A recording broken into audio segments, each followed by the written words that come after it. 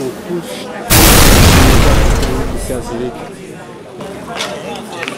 Les serviteurs de Dieu, ils avaient bien connu la sœur Olivia. Sa disparition touche toute la communauté africaine ici à Zurich. Et je vais demander l'impression de nos serviteurs de Dieu, servantes de Dieu qui ont connu la sœur Olivia, s'ils ont un mot à dire. Je commence par la servante Odette. Oui. Voilà, je suis la servante Odette, je suis à Zurich.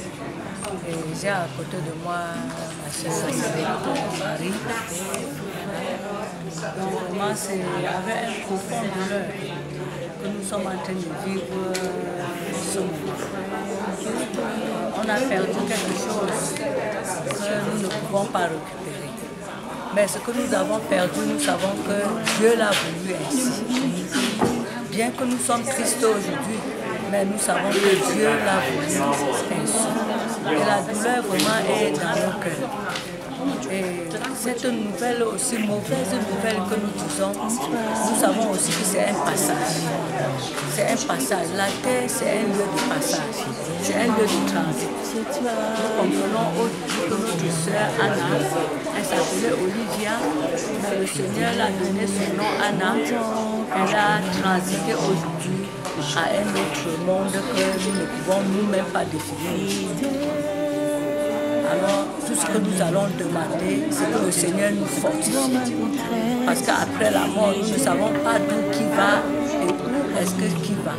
Mais nous pouvons dire qu'elle était aussi parmi nous, elle priait un peu de partout. Elle était aussi dans les différentes communautés chrétiennes. Elle assistait aussi. Et nous sommes là aujourd'hui pour tout simplement lui dire au revoir. Et nous n'avons pas d'autres paroles, mais nous voulons que ce moment permet aussi à la famille vraiment de comprendre qu'il n'y a que le Seigneur qui peut nous soutenir dans les moments difficiles. Il n'y a que le Seigneur. Nous n'avons que lui, parce qu'il est le Père des enfants. Nous remettons aussi ses enfants entre les mains de ce Père qui est le Père des enfants. Nous allons tout simplement dire au revoir. Amen. J'aimerais aussi, je suis la sœur Marie de Magdala, j'aimerais aussi dire que ce n'est pas la mort qui est le problème. Le problème, c'est là où on va.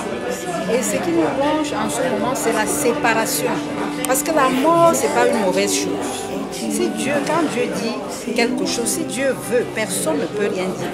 Dieu est c'est lui qui a le dernier mot.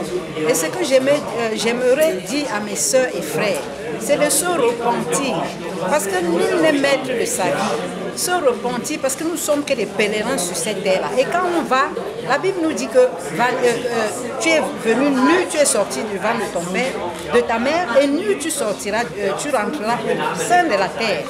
Et si la mort vient, ce n'est pas une mauvaise chose. Au contraire, si on a vécu comme Dieu veut, si on a marché dans la sanctification, dans l'amour de Dieu, l'amour du prochain, on est en train d'aller se reposer. Mais si on a été ennemi de Dieu, on va finir dans le lac de feu éternel. Et personne ne questionne Dieu. On ne peut pas lui demander pourquoi. On ne peut pas lui demander pourquoi telle personne, tu as pris telle personne. On ne le questionne pas. Parce qu'il est le maître, c'est lui qui a le dernier mot. Donc j'encourage à mes frères et sœurs de Zurich de se repentir, de fuir la cupidité, de fuir ce monde qui appartient au diable. Dieu a tout créé, mais il a remis cela au diable. Le diable a dit à Jésus, quand Jésus a jeûné dans le désert, il lui a dit, si tu te prosternes et m'adores, toutes ces maisons que tu vois là, toutes ces vanités, toutes ces pacotilles que tu vois là, je vais te donner cela. Et Jésus lui a dit, non, je ne peux pas accepter tes histoires là, parce que c'est la pacotille. Et bientôt c'est la fin, nous sommes en train de voir que nous sommes à la fin de toutes choses. Bientôt tout est fini.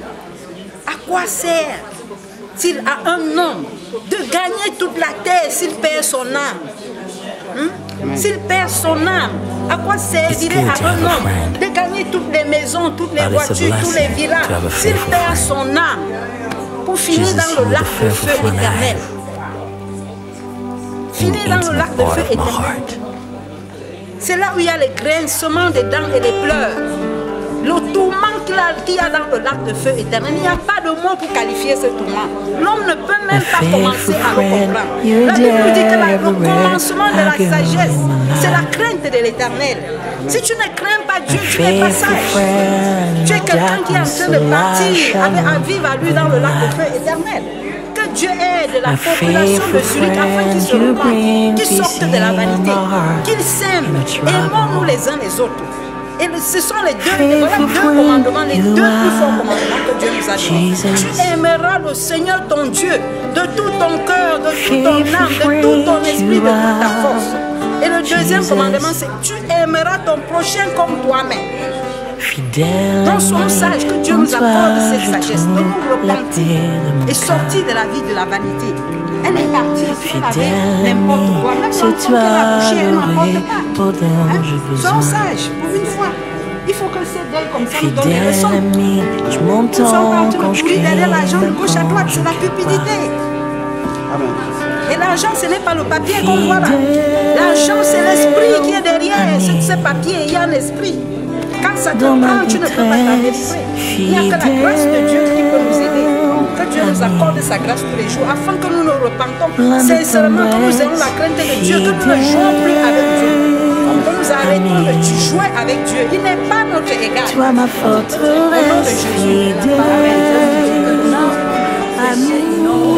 La grâce abonde, surabonde. La grâce de Dieu peut surabonder dans la vie de tout un chacun. Et ce jour, nous vous disons, soyez fortifiés et vraiment restons là. Nous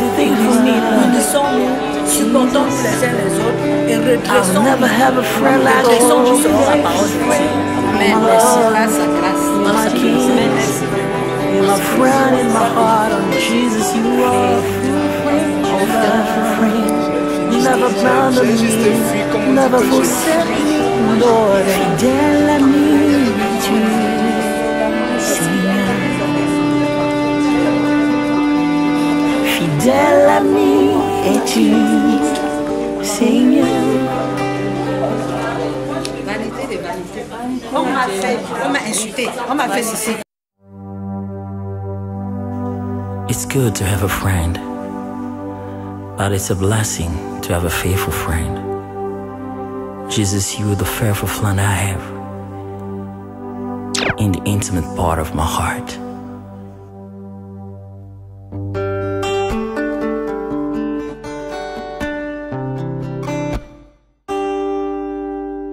My faithful friend, you're there everywhere I go in my life.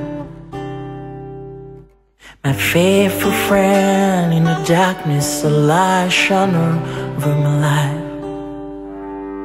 My faithful friend, you bring peace in my heart in the trouble. Faithful friend, you are Jesus. Faithful friend, you are Jesus. Fidèle ami, en toi je trouve la paix de mon cœur. Fidèle ami, c'est toi le repos dont j'ai besoin.